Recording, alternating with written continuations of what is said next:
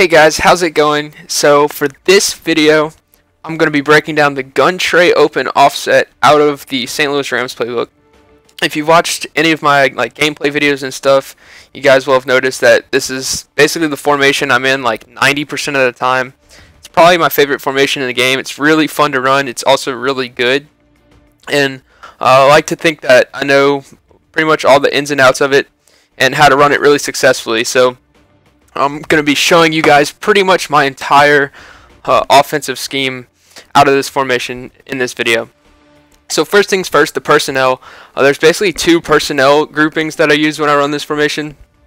But what you always want to do is, before the game starts, put in your depth chart, and you want to put in basically your fastest receiver at your fourth receiver slot. And the reason is that generally there's a tight end in that receiver slot right there where number 11, which is Tavon Austin.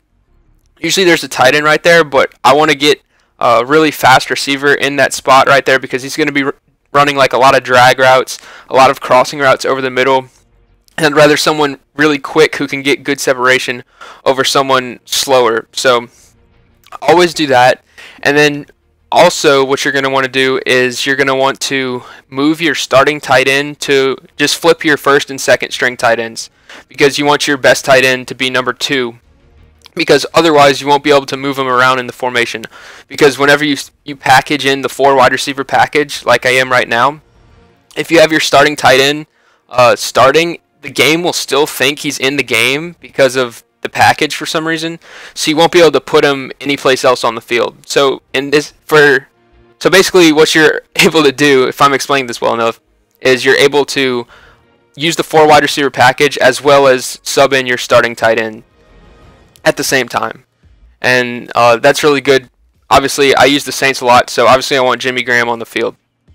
So there's 2 ways I run this: one with the 4 wide receiver package with the tight end on the right, and then one with the 4 wide receiver package with the tight end on the left. Now, for the Rams case, Jared Cook doesn't have very good catch in traffic, so I'm not even going to bother putting him on the left.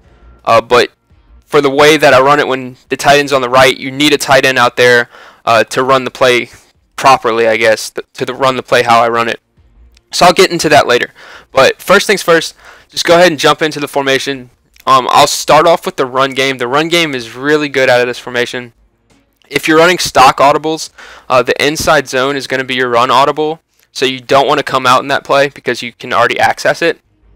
So basically the other 2 running plays out of this formation are the wide trap and the halfback counter. Those are the other 2 runs. So I'll show you guys the wide trap. Wide trap is a very good run. This is the only formation in the game that the wide trap is in, I'm pretty sure. And so it's not a common run at all. A lot of people won't know how to defend it when you come out running it. You get pretty good blocking most of the time. Right there, my guard just kind of ran right past the guy. So that wasn't too successful. Right here against goal line, I don't know how much success I'll have. I was actually almost able to squeeze through, and I still got 4 yards, which isn't a bad gain. But pretty much right there is how the wide trap, you can see how it's run. Generally, if there's a defensive end outside of your right tackle, so outside of number 72 here, this defensive end right there, he won't get blocked. He'll block down, and the pulling left guard will block that defensive end.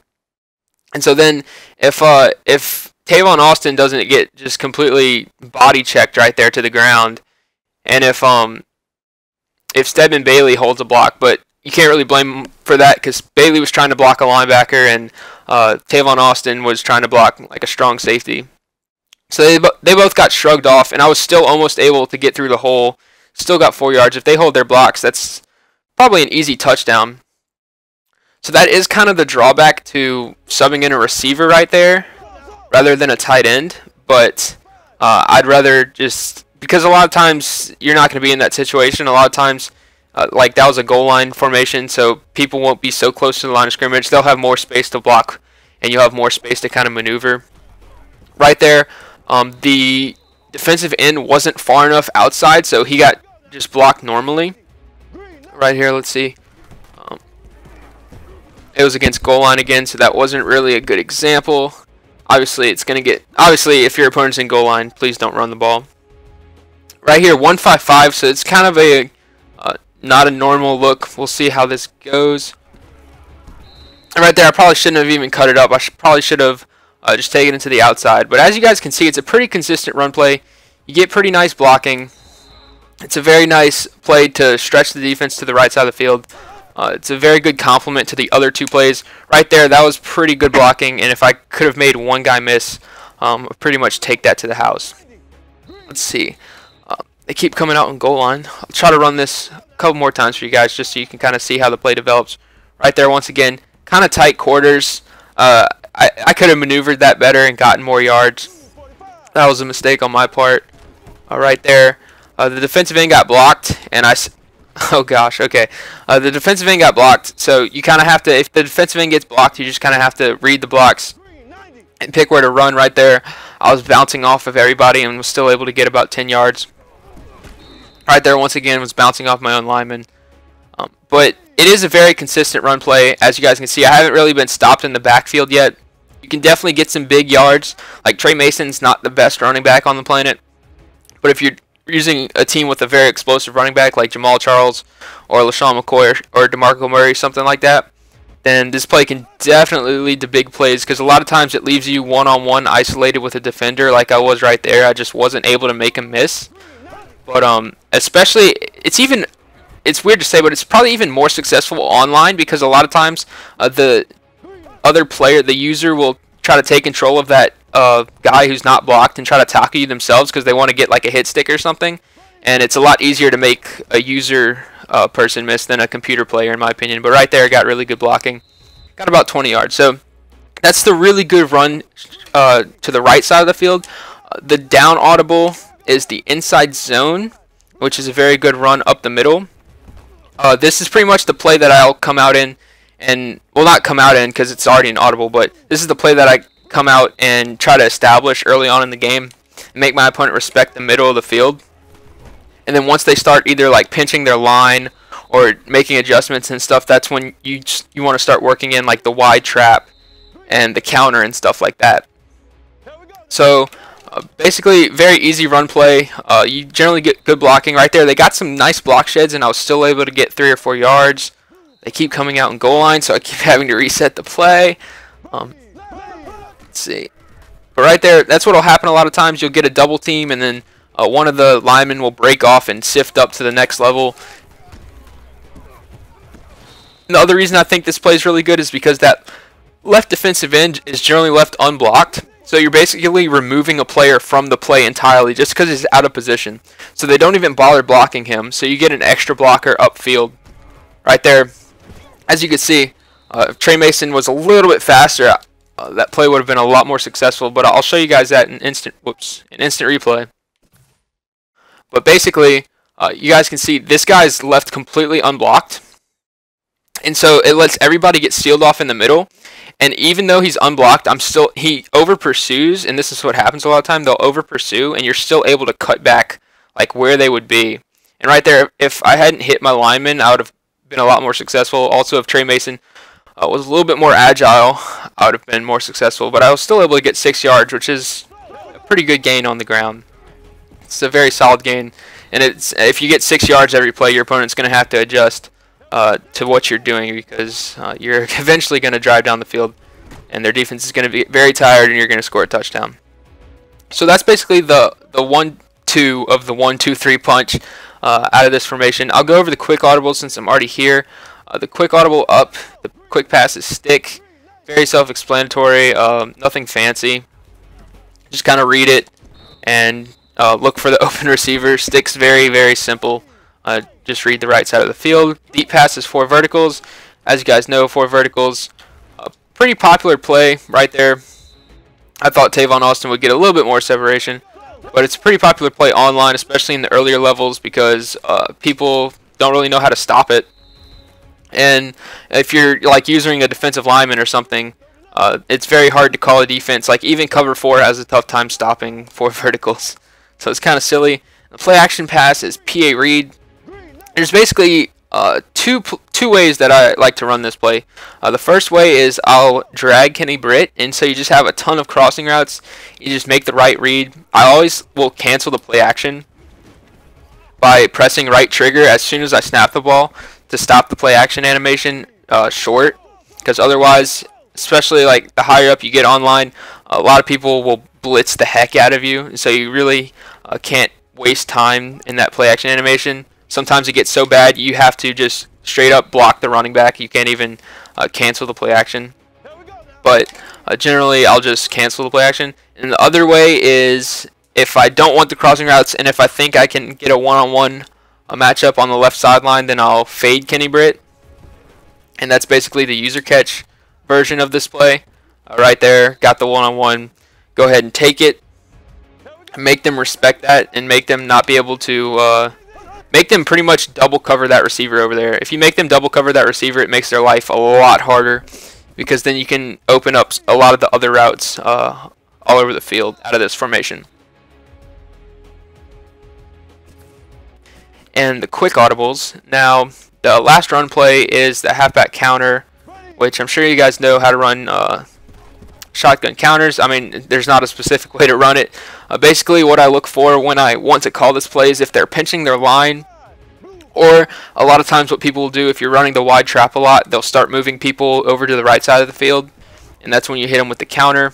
Sometimes you get good blocking and you're able to get outside. Sometimes it gets kind of awkward and you like run into your pulling guard or something. Right there, again, I should have scored a touchdown right there, but my guy got my way. But it's really good if they start pinching their line to stop like the inside zone. It's like the perfect complement run to the inside zone and the wide trap, because if they pinch their line to stop the inside zone, it's really good, and then if they move people to the right to stop the wide trap, it's really good. So it really puts your opponent in a really big bind. Honestly, if you call the right plays and if you're smart about your play calling and like if you have good ball carrier vision and hit the right holes, you can pretty much just run inside zone, wide trap, halfback counter all game long. Right here, I wouldn't run the inside zone, or I wouldn't run the counter. I'd probably run like wide trap or inside zone. This is a look. This is an example of a look that you don't want to run the counter against, and that's why. They had too many people on the left side of the field, and in that situation, you just wouldn't want to run it. Right here, it's alright. I'd still probably run like wide trap right here, just because there's not that many people on the right side of the field. But you can still try to run the counter. See right there, that's what I was talking about. It can get awkward and you can kind of run into your lineman in the backfield. Right here, once again, I wouldn't run it. I would run like inside zone or wide trap. Just try to get upfield and make a play. Right there, you get an easy 11 or 12 yards. So you take that all day.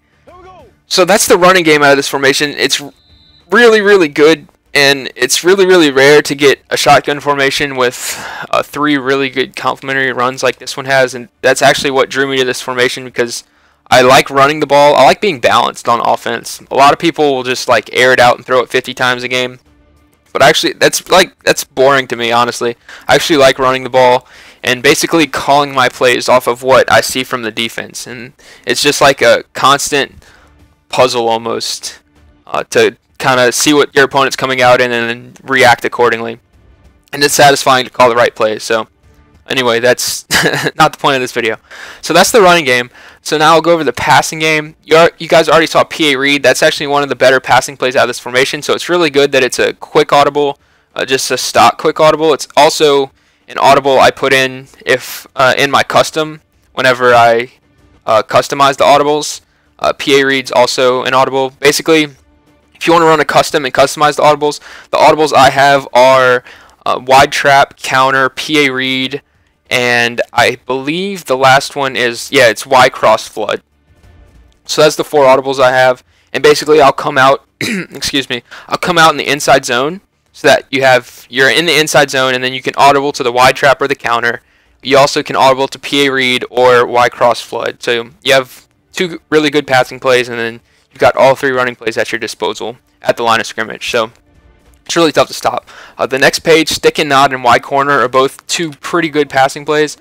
Basically, the way I'll run this is on the left side. A lot of times out of this formation, on the left side, you basically want to read if it's on coverage, if they're pressing, or if, like right here, it looks like it's a cover 2 sink, just the way the guy's lined up. But in this case, I would go ahead and fade Kenny Britt and try to get the one-on-one matchup. So right here, yeah, it was some type of like cover 2 sink, and Sam Bradford made an awful throw. But right here, I would, since the corner above Kenny Britt's off, what I would do is I'd put him on a smoke screen. And so that's pretty much what you want to do. If he's way off like that, you put him on a smoke screen. Or if he's on, you put him on a fade route. I mean, you can still put him on a fade route even if he's off if you want to user catch. But if he's off like that, smoke screen's probably going to be pretty effective because there's going to be nobody out in the flat route, in the flats. And you can get a really, really easy, that was a super easy 7 yards. And a lot of times if you have someone out there, like Kenny Britt's not the most mobile guy ever. And so a lot of times if you have like a speedster out there, you can get that smoke screen out, make one guy miss, and take it 70 yards to the house. So it's something that a lot of people don't account for. They don't expect it, and so they kind of don't pay attention to the flats. They'll leave the flats open a lot, especially if you're user catching on them a lot. They'll stop. They'll like adjust that flat route to do something else, like put them in a deep zone or something, and that's when you can start hitting them with the flat. So then they have to like wonder, is he gonna try to user catch on me, this play, or is he gonna put him in a smoke screen and abuse the flat? So put your opponent in a bind out there in that one-on-one situation. And then that's not even taking into account the other routes on the right side of the field. So basically stick and nod, what you want to do is 9 times out of 10 I'm hitting Stedman Bailey. It's a really good like little short yard situation play with that Stedman Bailey route. A lot of people don't really expect it. Also, if it's cover 2, Tavon Austin can split the safeties, but you kind of need a lot of time to throw that route because the middle linebacker will drop back pretty far, so you have to kind of wait a while before Austin clears him, and he won't be able to make a play on the ball. But a lot of times you're going to want to hit Stedman Bailey or user catch on this play. Right there, Stedman Bailey. I got like 3 or 4 yards, and that's pretty much what you're looking for when you call this play. A lot of times you're either looking to user catch or you're looking to hit the underneath route. Right here, that's kind of what I was talking about. It was cover 2, and as you guys could see, the middle linebacker, I think that was Colin McCarthy. I'll show you guys that in instant replay. He dropped back like super far, and there was no way I could throw that ball because if I throw it right now, he's definitely making a play on it. So I'd have had to wait even more. I kind of got antsy in the pocket because I didn't know if people were about to get block shed. So you just go ahead and check down underneath and try to get upfield and get some yards. It's basically stick and nod. Nothing too fancy. It's not something that I call like very often, but it's definitely a good little mix-up play. Y corner. It's the next play. Basically, I do the same thing on the left side. If he's off like that, I'll put him on a smoke screen. If he's on, I'll put him on a fade. Right here, in this case, he's off, so I put him on the smoke screen. Actually, didn't get the ball out very quickly at all, and I got a pretty awful animation. It's only got 3 yards on that play. Right here he's on, so I put him on a fade route. But basically, this is one of my favorite short yardage plays because it's really hard to guard both of the in routes on the right side. Usually if Bailey's not open, Quick will be open coming in behind him. You also have against man-to-man, you can hit Tavon Austin on the corner route for some good yardage. And then you've got Trey Mason's route out the backfield is a great quick pass, especially if they like blitz off the left side. Or if it's zone, a lot of times it'll be open right there. Easy 5 yards. This is a really, really good short yardage play. Really tough to stop because you have short yardage routes kind of all over the field. Right there, Stedman Bailey, get 4 yards. And that's pretty much what you're looking for. I usually only call this play in like 3rd and short, 4th and short situations. Right there, hit the smoke screen, get upfield, get 10 yards. Really, really easy play to run. Nothing like fancy. It's not super hard to read. Pretty easy self-explanatory reads, but it's very, very effective. So definitely something you can take into like an online game or something and have immediate success with. So that's one of my favorite little short yardage plays. See the other plays out of the formation. I pretty much run almost every play out of this formation except for like a few. So this video is probably going to be really freaking long. The halfback slip screen is a slip screen. It's pretty self-explanatory. Won't really go over that. Y cross flood is probably my favorite pass play out of this formation. But the way I run it is, I'll go ahead and show you guys it now. Basically, what you're going to want to do is put your tight end all the way out to the right. And the reason being is when you come out in the play, that post route all the way to the right is just too slow coming all the way from the right side of the field, in my opinion. Like, you really don't have enough time to throw it. And even when he does cut, a lot of times he'll be covered by that deep, whatever deep zone's out there. So it's really hard to throw that route. And the way I got around that is I started to put my tight end out there. And what I'll do is I'll reset the play at the line of scrimmage. So X left trigger on Xbox or square L2 on PS4. And basically what that does is it flips the routes. So now Brian Quick is running the post route out the slot, and Jared Cook's on that little out route. And what I'll do from here is I'll fade Jared Cook, my tight end, for the user catch option. Or you could even put him, if it's like I was talking earlier, if the corner's way off right here, I wouldn't do it because the corner's like right by Jared Cook. But if the corner's playing really far back, you could put him on a smoke screen. You could you could put him, yeah, on like a little hitch route.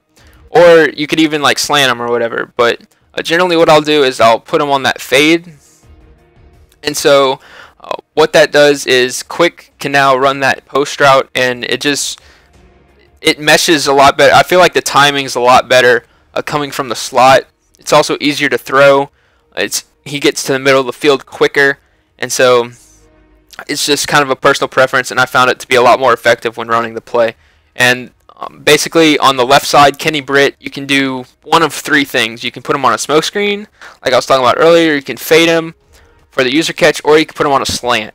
And basically, I usually put him on a slant more times than not. It's kind of like my base way of running this play, just because he meshes really well with Austin's crossing route, and it's really tough to defend both crossing routes at the same time. Then you have Mason on the little check down option route, where he usually runs like a little curl route against zone, or he'll run an out route against man. So I'll go ahead and show you guys this play here. And Sam Bradford made a bad throw, but you guys can see Tavon Austin was pretty open right there. So reset the play, fade Jared Cook, slant Kenny Britt, and right there, man-to-man, Tavon Austin. That's why I like putting my fastest receiver in that spot, basically because of this play, and also because of P.A. Reed when he's running the drag route. But he gets much better separation against man-to-man than, say, a slower tight end. Now, granted, the Rams do have like the fastest tight end in the game with Jared Cook, so it might not be as bad. But if you have a team with like a super slow tight end like the Steelers or something, I would definitely recommend putting like Wheaton or Antonio Brown right there in the slot, rather than like Heath Miller or Matt Spaeth or whoever. Right here, let's try to hit this hitch route right there. Really easy 10 yards because the defense was playing off. Definitely, if you do not run smoke screens and hitches, definitely please implement that into your offense. It's super tough to stop if you're not adjusting for it. You pretty much have to put a corner out there in the flat zone every single play just to respect it, because if not, it's a super easy 10 yards, and it just adds another headache to your opponent, to your opponent's game plan that he has to worry about. I'll run this play a few more times for you guys. I'll try to throw some of the other routes right there.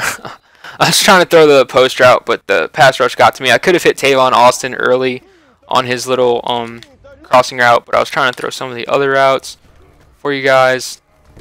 Right there, Tavon Austin again. I try to get down. This is probably my favorite play out of this formation, just because I think it's really tough to stop if you make the right reads. Right there, Kenny Britt coming underneath. Tavon Austin's crossing route basically took the people a little deeper, and Britt comes underneath. So they just mesh really, really well, I find. Right there, Brian Quick on the post route. A lot of times that's what will happen on the post. He'll get good inside positioning on his man. Sometimes it doesn't happen, so just don't blindly throw that route. Definitely pay attention. Right there, I was going to throw the Brian Quick post route, but they got pretty insane pressure on me. So that was unfortunate. Right here, against goal line, like, just try to go ahead and throw that. Let's see if I can run this a few more times against actual defenses for you guys. Right there, I saw Kenny Britt was going to be open after he cleared that defender, so just go ahead and take that 10-yard gain every time. Let's see. Right there, Tavon Austin through the middle of the defense, just find a window. That's what's really tough. A lot of people like to run zone this year, and so basically with the crossing routes, you just have to be patient and wait for a window. and generally they will end up getting open. Right there, the check down to Trey Mason gets an easy 13 yards. So this play is really tough to stop. You have a lot of reads. Also, something I wanted to mention out of this formation, if you're having trouble picking up, like if your opponent's blitzing a lot of people will say like the weakness is if they're blitzing off the right side, like you're kind of screwed. But the good thing about this formation, you can motion Trey Mason over to the other side. So whichever side your opponent's like blitzing off of a lot, you can motion Trey Mason over to that side for him to pretty much pick up the blitz for you. So basically, like, obviously they'll know why you're motioning him over, because if they've been blitzing from the right a lot and all of a sudden you motion Trey Mason over to the right side, they'll know he's blocking. But that's not really a problem for you. The problem is you want to block the blitz. And so it's just really good to have that kind of flexibility out of this formation. It's really, really good blitz pickup. It's really rare also out of a shotgun formation. A lot of times when you motion your running back to the side, they'll just like go out like as a receiver or something. So whenever I found this out, like whenever I was messing around in practice mode, I was like, oh man, what does this formation not have? So you get really good pass plays, really good run plays, really good blitz pickup. I think it's a really underrated formation, and I'm really surprised that I don't see more people running it online, honestly. I think there's a few more, yeah, there's one little mini series left in this video. I know it's already running kind of long, so I'll go ahead and try to go through this quickly. Curl's Dig is also a cute little play you can mix in. A lot of times, I'll show you guys this super quickly. Basically, I don't change anything. The only thing that you really want to do is the whole thing with the X receiver on the left. If he's off, smoke screen. If he's on, fade. Right here, I would smoke screen. But basically, what you want to do is, a lot of times I'll be looking to hit Tavon Austin over the middle on his little route right there. Against man-to-man like that, you want to throw it down pass lead as soon as he turns around. So as soon as he turns around, pass lead down, he'll reach down. It'll make it really hard for a defender to jump it. And a lot of times you'll get like a good turning animation where you get a nice little quick burst of speed. You can get upfield really quickly. Right there, I threw that actually a little bit too late, but it's really good against zone. A lot of times, I don't know why, but it finds a little soft spot against zones, and you're able to hit it just like that and try to get upfield. So this is a very cute play you can throw in a few times a game. I've actually started running it a little bit more just because it's something that your opponent doesn't really respect or doesn't expect. And so it can definitely catch them off guard in like a crucial, like 3rd and short or something. And this little series, auto motion series, the receiver on the left is flexed in, and the right receiver always runs an auto motion route. You have wide shallow cross, mesh, and cross screen. I really like these 3 plays. It's something, they're very situational because obviously your opponent's going to know you're running one of the 3 plays because of the alignment and the auto motion. So just be wary of that. But mesh is a really nice play that I like on short yard situations because it's super tough to stop. Even if your opponent knows what you're doing, it's super tough to stop this play for like a gain of less than 5 yards, just because it's really hard to stop double drag routes. Not only do you have double drag routes, you also have a corner route for man-to-man right there, and you also have a post route over the middle. So it's just a really tough play to stop. Your opponent's probably going to know you're running it, especially if it's 3rd and short or something. I would expect like short, quick crossing routes. So your opponent will probably know mesh is coming or something, but even then, still super tough to stop. Right there, I kind of hesitated. I should have hit B on his crossing route. But yeah, it's a really tough play to stop in those short yard situations. The other 2 plays out of that little thing, the cross screen is really nice. I really like this play. I actually should run it more probably. You get pretty good blocking on it, and it's just something that your opponent's not really going to expect. A lot of times these auto motion things, a lot of it's like mesh, wide shallow cross, and then sometimes there's a slip screen, but a lot of times it's not a cross screen. So if they are expecting a screen, they'll probably be expecting a screen to the left side unless they know the formation. Like if someone ran this against me, I would know what to expect just because I run it all the time.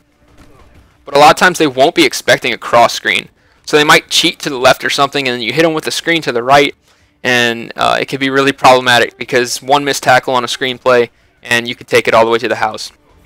So it's a really good play to run pretty much just like once a game. find a spot for it when you think your opponent might be like bringing the house or something, and they won't be expecting it.